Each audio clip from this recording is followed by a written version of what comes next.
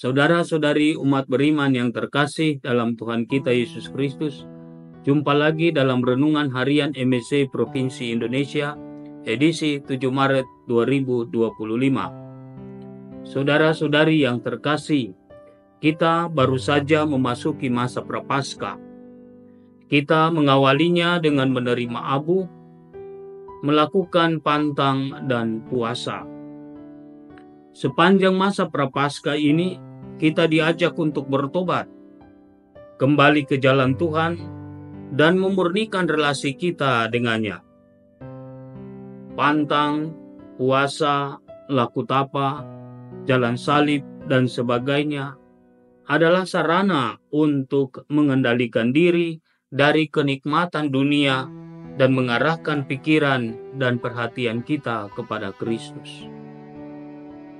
Jadi tujuan kita berpantang dan berpuasa di masa Prapaskah ini adalah untuk memperoleh relasi yang intim bersama Kristus.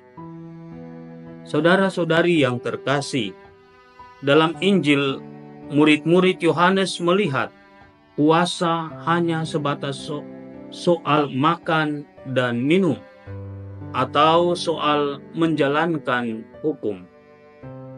Mereka bertanya, mengapa kami dan orang-orang Farisi berpuasa dan murid-muridmu tidak?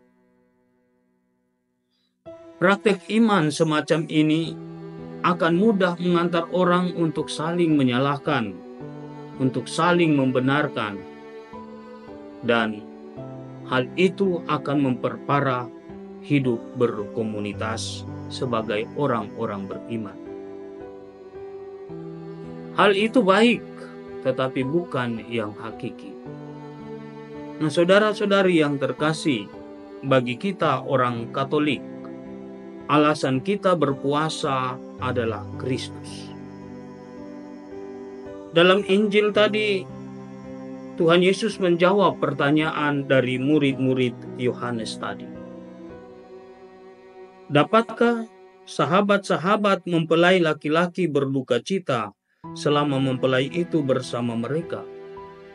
Tetapi waktunya akan datang, mempelai itu diambil dari mereka, dan pada waktu itulah mereka akan berpuasa. Saudara-saudari yang terkasih, puasa dan pantang harus lebih dari sekedar makan dan minum.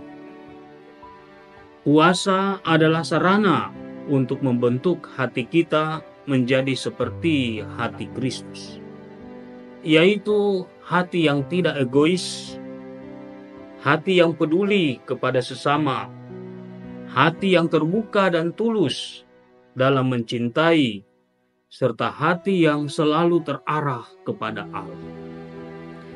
Jadi semakin kita maju dalam berpantang dan berpuasa di masa Prapaskah ini, di saat yang sama hidup kita pun seharusnya semakin menyerupai Yesus. Saudara-saudari yang terkasih, mari di masa Prapaskah ini kita jadikan sebagai waktu suci untuk membentuk hati kita menjadi seperti hati Yesus. Tuhan memberkati kita.